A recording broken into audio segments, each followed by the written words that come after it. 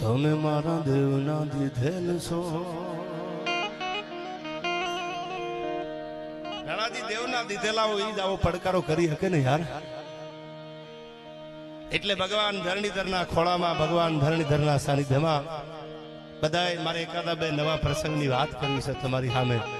બહુ જ્યાદા કિલોમીટર કાપીને બનાસકાંઠા આવ્યો છું એટલે વાત સાંભળજો.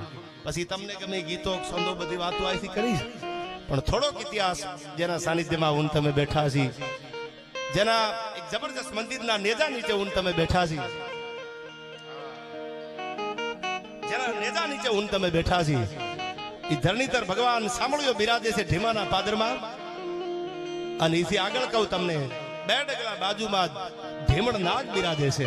આજ પણ જેનું શિખરબંધ મંદિર આપને, જેની ધજાયું આપે ફડાકા મારે છે. ઇતિહાસની વાત તમને જો ટૂંકમાં કવાઈ હતી તો ઇતિહાસ એવો છે ઢીમાના પાદરમાં. ધરણીધર ભગવાન શું કામ ક્યારે આવ્યા? ઢીમણ નાગ કોણ હતા? તો સાહેબ ઢેમણ મહારાજ જેની પૂજા કરતા, જેની અર્ચના કરતા. આમ તો વારાહીપુર કહેવાતું, ઢીમા છે એનું પહેલું નામ વારાહીપુર હતું. અને એમાં પૂજા થતી હતી, અર્ચના થતી હતી, સેવા કરતા. માદળા તળાવ છે આજ, એ આ ભગવાન શેષનાગ, ભગવાન નાગ દેવતાની પૂજા કરતા હતા ઢેમણ મહારાજ. વશિષ્ઠના કુળના બ્રાહ્મણો ઇતિહાસ એનો સાક્ષી છે કે પૂજા કરતા હતા, એની અર્ચના કરતા હતા. એમાં ભગવાન નાગ દેવતા પ્રસન્ન થયા. 3 ફેણ વાળી મૂર્તિ જે નાની એવી હતી, એ 3 ફેણ વાળી મૂર્તિ છે એ ઢેમણ મહારાજને આપી દીધી. ઢીમણ નાગ જાય બિરાજે છે જે મંદિર છે એના ઇતિહાસની તમને શોર્ટ એન્ડ સ્વીટમાં વાત કરું તો, જેની પૂજા થતી હતી, જેની અર્ચના થતી હતી, મેં કીધું એમ હાંજ પડે ને જેને આડી વાટના દીવા થતા હોય, ધૂપેલી આમ ફરતા હોય, ને ભગવાન મંદિરમાંથી હામો હોકારા દેતો હોય. શ્રદ્ધાના વિષયમાં પુરાવાની જરૂર ન હોય. કુરુક્ષેત્રના મેદાનમાં જેથી લડાઈ હાલતી હતી, ટીટોળી પડકારા કરતી હતી. ઘમંસાળ યુદ્ધ હતું, 18 અક્ષરની સેના ભેળી થયેલી. એક બાજુ 11 અક્ષરની સેના હતી, એક બાજુ તમે જાણો છો 7 અક્ષરની સેના હતી. આવા યુદ્ધમાં જો ટીટોળીનો અવાજ મારો ભગવાન દ્વારકા વાળો સાંભળ્યો, સાંભળતો હોય તો મારી તમારી અરજ ન સાંભળે મંદિરમાં એવું બને ખરું? પણ વિશ્વાસ નથી એટલે ભગવાન ક્યાંક મારાથી તમારાથી છેટો પડ્યો છે. પણ જેની પૂજા થતી હતી, જેની અર્ચના થતી હતી, ઢેમણ મહારાજ હતા, રાયગર બ્રાહ્મણ હતા પોતે. અને એમાં ભગવાન નાગ દેવતા પ્રસન્ન થયા અને 3 ફેણ વાળી મૂર્તિ છે એ આપી. 3 ફેણની મૂર્તિ હતી, એની સેવા અર્ચના પૂજા થવા માંડી. વર્ષો વ્યા ગયા વાતને. ઢેમણ મહારાજ ઉપરથી ઢીમણ નાગ જેને મૂર્તિ આપી હતી, જેના ઉપર પ્રસન્ન થયા, જેની ભક્તિ જોઈ અને જેના ઉપર ઓળખોળ ભગવાન થઈ ગયા નાગ દેવતા, એટલે ઢેમણ મહારાજ ઉપર એના નામ ઉપરથી ઢીમણ નાગ તરીકે ઓળખાણા. અને હવે સાંભળજો, રાજસ્થાનની ધરતીમાં ઝાલોરથી માંડી અને એક એક પછી રજવાડા ઉપર ચડાઈ કરતો કરતો કરતો કરતો અલાઉદ્દીન ખિલજી નીકળે છે. રાજસ્થાનમાંથી, ઝાલોરમાંથી અલાઉદ્દીન ખિલજી નીકળ્યો પોતાની દૂત મંગળ દરિયા જેવી ફોજ લઈ. પાટણ જવાના રસ્તા માટે જ્યારે નીકળતો હતો, હાલતા હાલતા બનાસકાંઠાની ધરતી વારાહીપુર મેં આપને કીધું આયા, જ્યાં મોટું મંદિર હતું, એ શિખરબંધ મંદિરને તોડવા માટે જેથી અલાઉદ્દીન ખિલજીએ 1353 માં ચડાઈ કરેલી. આ બનાસકાંઠાની ધરતીમાં જે પાદરમાં હું તમે હિમાળામાં બેઠા છી, ત્યાં વિધર્મીઓના ટોળા ઉતર્યા. દરિયા જેવડી ફોજ વિધર્મીની હતી. 1353 માં આ ચડાઈ કરવામાં આવી. અને ચડાઈ કરવામાં આવી તો પેલું મંદિર તો તોડી નાખ્યું વારાનું, મૂર્તિ ખંડિત કરી નાખી. પણ જ્યાં ઢીમણ નાગ આજ પણ બિરાજે છે મંદિરમાં, જે ભગવાન બિરાજે છે એ ઢીમણ નાગનું મંદિર હતું. એના શિખર માથે જે અલાઉદ્દીન ખિલજીના માણસો આમ ઘા કરવા જાય, ત્યાં તો ઇતિહાસ તમે આ જાણો છો, આ ધરતીના માઠોડા બધા છો. પણ હું જાણું છું એટલું તમને કહી દઉં, તેદી મંદિર માથે, શિખર માથે અલાઉદ્દીન ખિલજીના માણસો વિધર્મીઓ આમ ઘા કરવા જાય. સાંભળજો, ઢીમાના પાદરમાં કેવો ભગવાન બેઠો છે. ઇતિહાસ એનો ગવાહ છે, ઇતિહાસ એની સાક્ષી પૂરે છે. ખાલી ભરોહો મૂકજો, દુનિયામાં ક્યાંય જવાની જરૂર નથી યાર. એ પાદરમાં તમારા બેઠો છે આ ધરણીધર દાડો અને ઢીમણ નાગ. અલાઉદ્દીન ખિલજીની દરિયા જેવી ફોજ હતી, ઝાલોર ભાગી આવી અને મંદિર ઉપર, શિખર ઉપર જયારે આમ પ્રહાર કરવા જાય, તોડવા જાય, ત્યાં તો શિખર માંથી ઢીમણ નાગનું જ્યાં મંદિર છે એમાંથી મોટા મોટા ભમરા ઉડ્યા. અને અલાઉદ્દીન ખિલજીની આખી ફોજ જે હતી, જે આખી વિધર્મીઓની ફોજ હતી, એના ઉપર એક એક ભમરા જયારે ઉડવા મંડ્યા. અને અલાઉદ્દીન ખિલજીને ખબર ન રહી કે હવે આ શિખર અમારાથી તૂટે.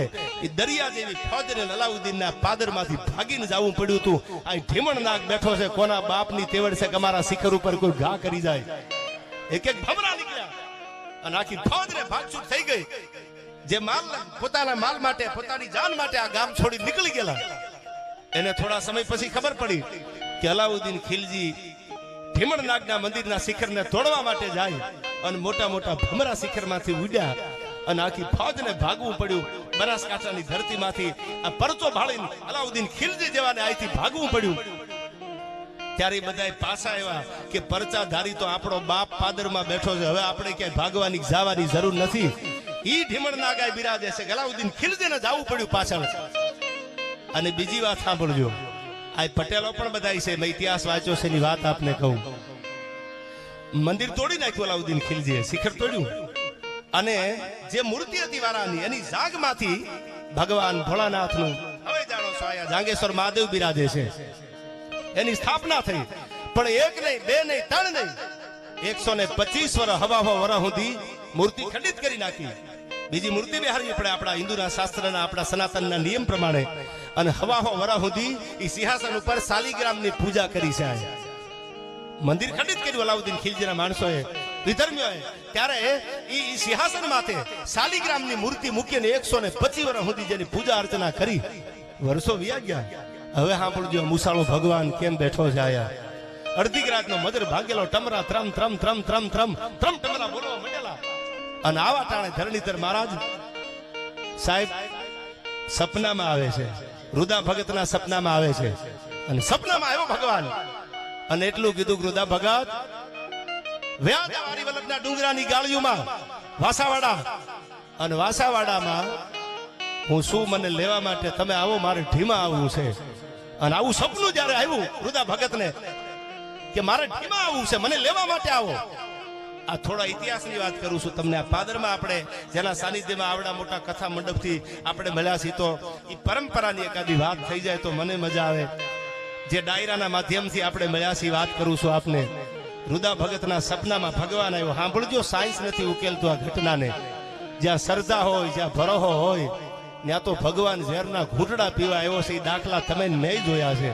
ઝેર પીધા છે ભગવાને દ્વારકા વાળાએ. અને તેથી રુદા ભગતના સપનામાં આવી અને એટલું કીધું, વાસાવાડા આવી જાઓ, મારે તમારી હારે આવવું છે. તેથી રુદા ભગત એટલું કહે છે, પ્રભુ હે હામળિયા, હે ધરણીધર મહારાજ, તને લેવા માટે મારે આવવું પડે. તો મારી આગળ ક્યાં વાહન હતું, મારી આગળ ક્યાં તને લાવવા માટે કાંઈ હતું. અને તેથી આ મુસાળો ભગવાન ધરણીધર સપનામાં રુદા ભગતને એટલું બોલાતા, સાંભળી લો ભગત, તમારા ન્યા ગાયને ન્યા બે, તમારા ઘરે ગાય છે, એ ગાય બે વાસરડાને જન્મ આપશે. અને બેયને ચંદનના તિલક કરેલા હોય તો માનજો, ધરણીધર દાદો તમારી ભેળો છે. હું સપનામાં આવીને તમારી યારે વાત કરું છું. તમારા ફળિયામાં, તમારા આંગણામાં જે ગાય છે, એ ગાયને બે વાસરડા આવે અને એને કપાળમાં ચંદનના ટીલા કર્યા હોય તો માનજો, ધરણીધર મુસાળો ભગવાન ભેળો છે. સાંભળ્યો કે દાદા પછી કે 6 મહિના જવા દેજો, 6 મહિના જવા દેજો. ઘણાની કહેવત છે ઘરની ગાના બળદ ન હોય, પણ સાંભળજો, સાંભળ્યું બોલ્યો છે કે 6 મહિના જવા દો. એ નાના નાના વાસડા થાય, બળદ નથી બનાવવાના.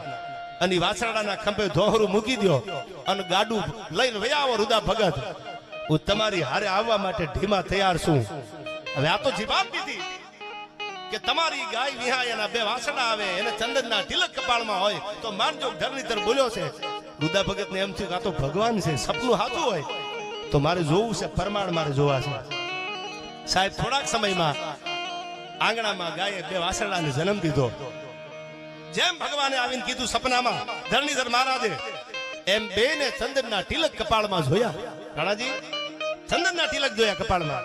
એટલે નક્કી થઈ ગયું, મારો ભગવાન છે તો ખરો, મને સપનું ખોટું નથી આવ્યું, મારો સાંભળ્યો છે આયા. અને હવે સાંભળજો, 6 મહિનાના બે વાસરડા, 6 મહિનાના વાસરડા થયા એટલે પોતાના ભાઈબંધને કીધું. ગદાધર એનો ભાઈબંધ હતો. ગદાધર એને કીધું કે હાલો આપણે જાવું છે, મને સપનું આવ્યું હતું. શ્રદ્ધાવાળા માણસો આવું માને, અને શ્રદ્ધા એને ખબર ન પડે કે આવું બને ખરું.